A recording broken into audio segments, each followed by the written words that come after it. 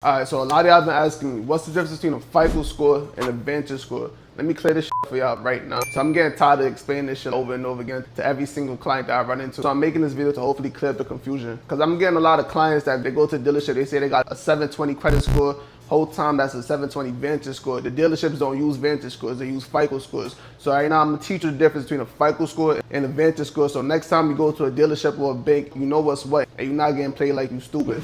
So let's run through the situation. So you got a credit report, right? The credit report you can see on Experian, TransUnion, Equifax.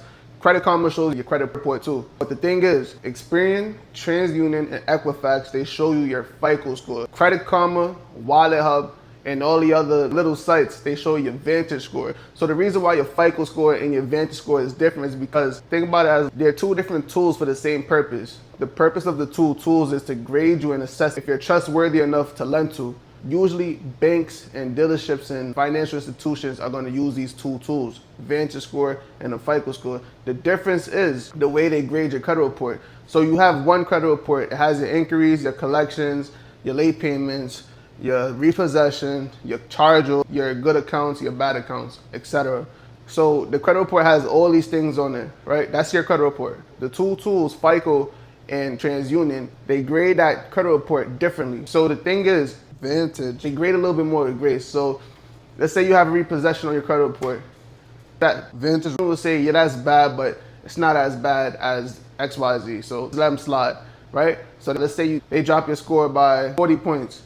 FICO, on the other hand, is going to read that credit report, see the repossession, and grade you heavily. So they might drop your score by 100. And that's why your Vantage score is usually going to have a higher credit score than your FICO, because FICO grades heavy, feel me? If you have a late payment, FICO might drop your whole score by 90 points, while Vantage might drop it by 30.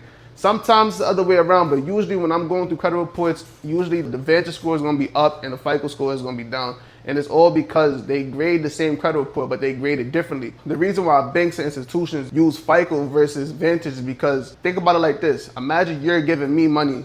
Which tool would you rather use? A tool that gives a lot of fluff and gives grace? Or you rather use a tool that's really going to tell you the facts? I'm going to go with the facts because you don't want your money to be misplaced trying to be nice.